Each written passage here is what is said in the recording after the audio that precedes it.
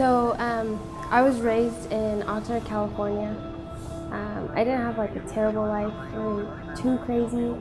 My dad left for a little bit, and I think that's what like set me off.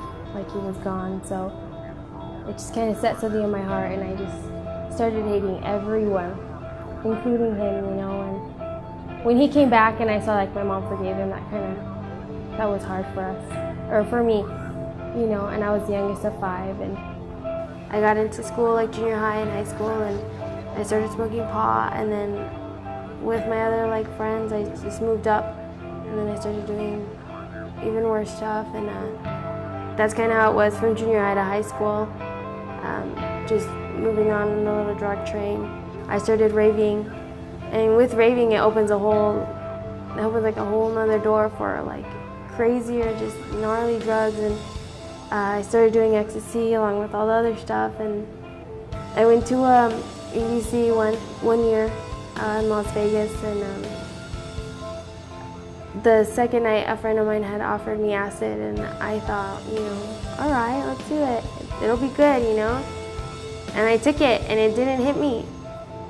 And I was like, why isn't this hitting me? That's weird, And so he handed me another one and slipped it under my tongue, and it didn't take long for it to hit after that, And I was sitting on my friend's shoulders on the set of what was my favorite DJ at the time, and I slowly felt from my fingertips just my body start just like shutting down, and at that moment I'm just like, the only thought that came into my head was, I'm gonna die. Like, is this worth it? I'm about to die right now because I can't control myself. And my friend took me off of his shoulders and then put me behind like this random wall.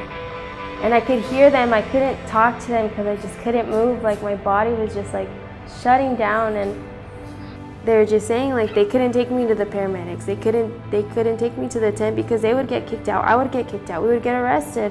What if I die? So it's like, you would think, being my friends, they would do the right thing and take me so I wouldn't die.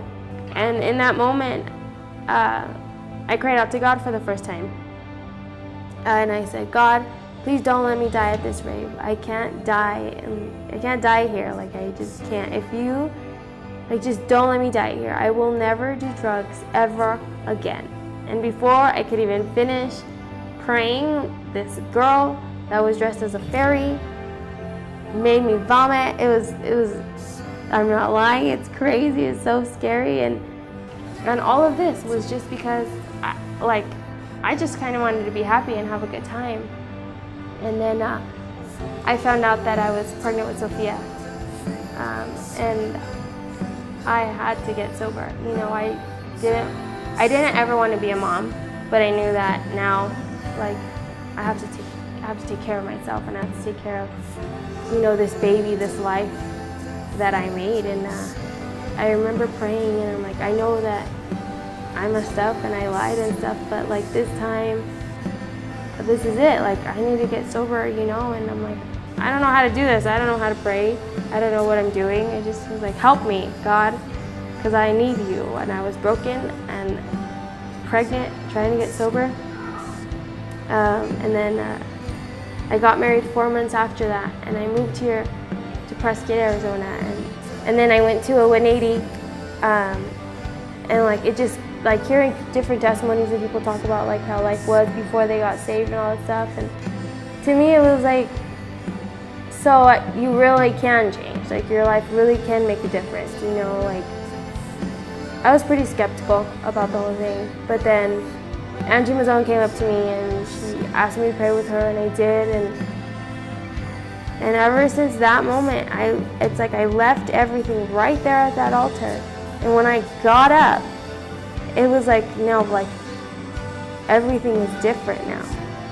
I have 2 beautiful children, and I'm married. I have a home, a family.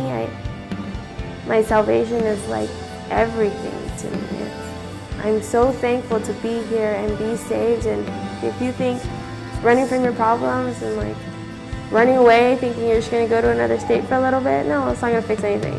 If you think just getting high is going to fix it, no, because you're going to come down and you're going to feel exactly the same. So if you haven't, you should give your life to God, and that's it. My name is Stephanie, and this is My Life 180.